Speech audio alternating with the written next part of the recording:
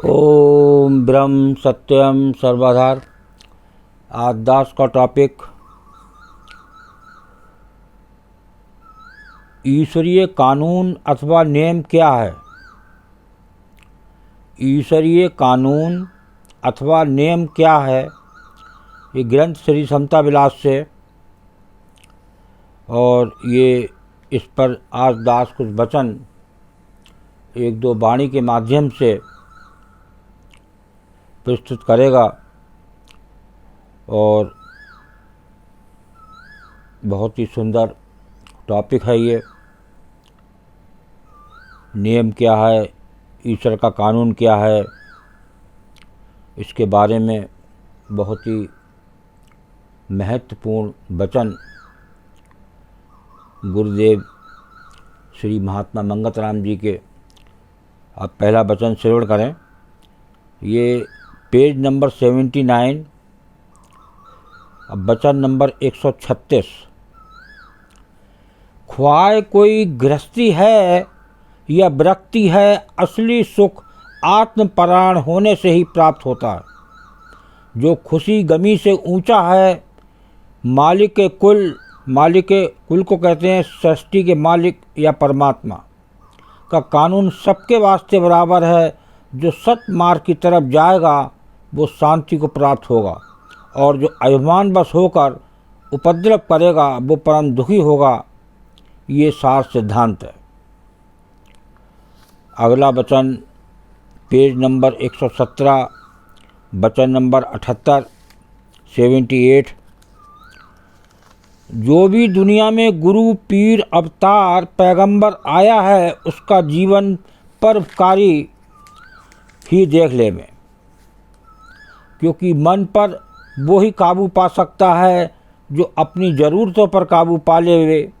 जो अपनी ज़रूरतों पर काबू पा लेता है उसको फिर दूसरे की ज़रूरतों में राग़िब होना पड़ता है। राग़िब कहते हैं लीन होना या रुचि लेना। ये ईश्वर का नियम है। दूसरे की सेवा साधन से मन असली स्वरूप में लीन हो जाता है, जिसमें कोई बेकार नहीं रहता। उस आनंद अवस्था को प्राप्त होकर फिर आवागमन से रिहा हो जाता है। देखिए इसमें बताया, उस आनंद अवस्था को प्राप्त होकर फिर आवागमन से रिहा हो जाता है। ये आवागमन का जो जन्म मृत्यु का चक्कर है, उससे रिहा हो जाता है ये जीव, ये मानव। और जो भी दुनिया में गुरु पीर पैगंबर अवतार जो भी आए, उसका जीवन परोपकारी ही देख ले में। तो ऐसे वचनों से सीख लें, और तभी मन को शांति मिल सकती है। और एक ईश्वर का क्या नियम है, क्या कानून है। तो एक लास्ट वचन 243, 243, वचन नंबर 16, इसको श्रवण करें। शिष्य को अपने कल्याण की खातिर गुरु की जरूरत है, और गुरु को जीव उद्धार की खातिर शिष्य अधिकार देने की जरूरत है। यानी हर दो को अपना अपना फर्ज मजबूर कर रहा है। किसी पर कोई एहसान नहीं है। ये ईश्वर की माया का नियम है। देखिए ये प्रभु की माया का नियम बता रहे हैं। एक बार फिर श्रवण करें। शिष्य को अपने कल्याण की खातिर गुरु की जरूरत है, और गुरु को जीव उद्धार की खातिर शिष्य अधिकार देने की जरूरत है। यानी हर दो को अपना फर्ज मजबूर कर रहा है। गुरु को अपना, शिष्य को अपना। किसी पर कोई एहसान नहीं है। ये ईश्वर की माया का नियम है। देखिए अभी ये वचन के माध्यम से कि ईश्वर का क्या कानून है, क्या नियम है। अब आपको एक दो वाणी दास प्रस्तुत करेगा। देखिए वाणी क्या बयान कर रही हैं।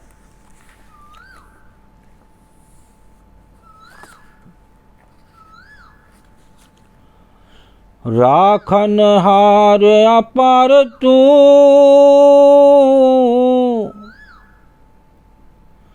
नित ही तेरी आस,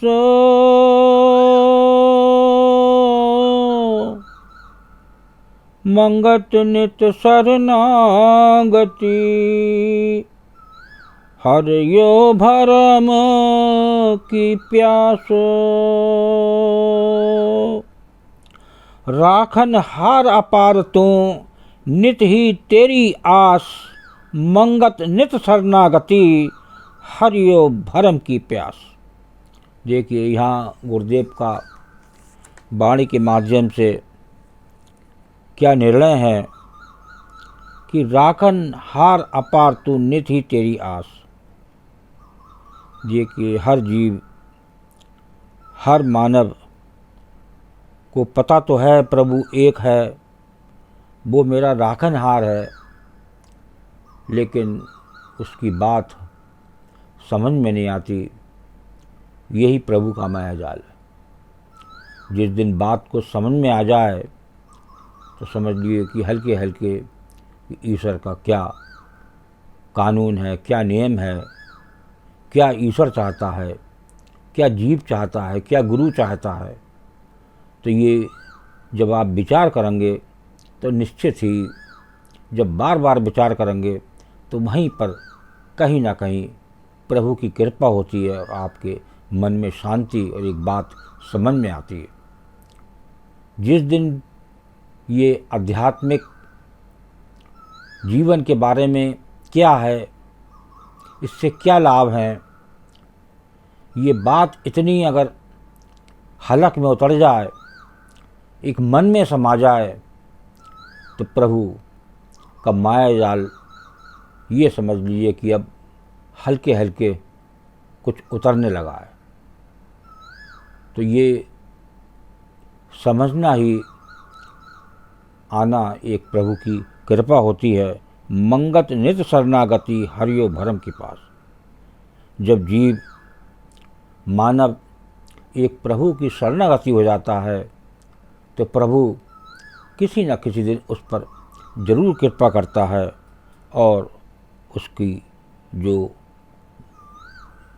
नित प्यासा जीव इस संसार से जा रहा है मानव, तो उसकी जो भ्रम है और प्यास है वो सब हर लेता है और वो इस संसार से शांत विदा होता है और प्रभु की हर पल उस जीव पर कृपा रहती है।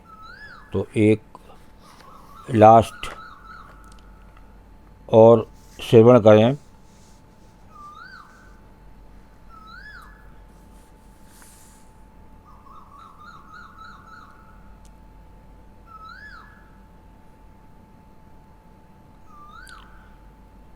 करनी साची नित करो,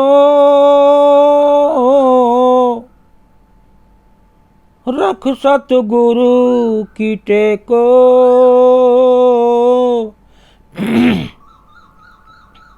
मन की मैल उतारियो,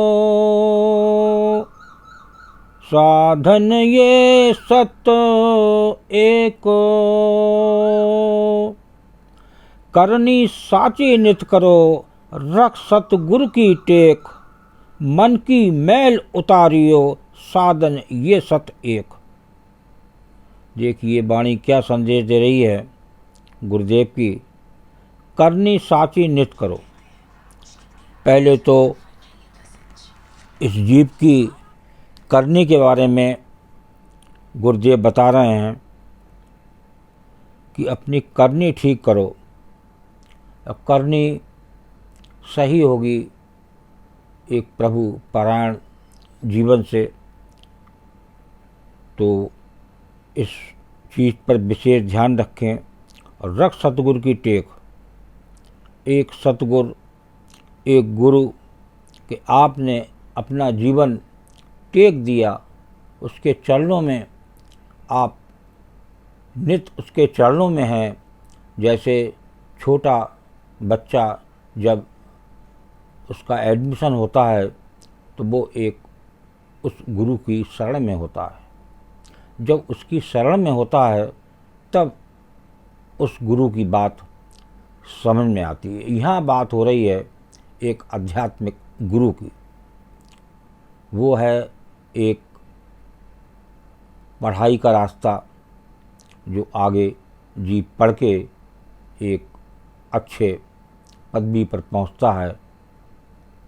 तो दास का कहने का तात्पर्य ये है कि मन की मैल उतारियो साधन ये सत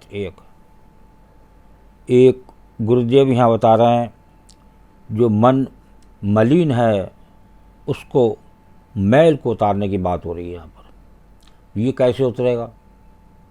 मैल उतरेगा एक सत्संग से, एक प्रभु अर्पण जीवन बनाने से, आध्यात्मिक मार्ग पर चलने से, सादगी में रहने से, एक आहार शुद्ध करने से। तो आहार की शुद्धि, मन की शुद्धि इस गुरु में की चरण में जाने के लिए बहुत ज़रूरी है। अगर मन मलिन है और आहार शुद्ध नहीं है तब भी एक गुरु की शरण नहीं मिलती, क्योंकि गुरु हर चीज़ का परीक्षण करके और परख के ही शिष्य को अपने चरणों में स्थान देता है। तो इस बात की एक ध्यान रखें कि अपना जीवन साफ स्वच्छ, एक सत्संग, एक संगत का भी बहुत बड़ा असर पड़ता है। संगत एक अच्छी हो जो आध्यात्मिक लगता हो देखने में, वो जीव मानव, तब उसकी संगत करें, तभी जो है वो एक गुरु की शरण मिलेगी और जीवन सफल बनेगा। पता चलेगा, वो गुरु बताएगा कि ईश्वर का कानून क्या है और क्या नियम है। ये सब कुछ उस जीव या मानव को पता चलेगा। ओम ब्रह्म सत्यम सर्वदा। दास का अगर चैनल अच्छा लगा हो तो इसे सब्सक्राइब करें, बेल प्रेस करें, लाइक करें, शेयर करें ताकि आगे आने वाला वीडियो सर्वप्रथम यूट्यूब में मिले। ब्रह्म सत्यम सर्वधार।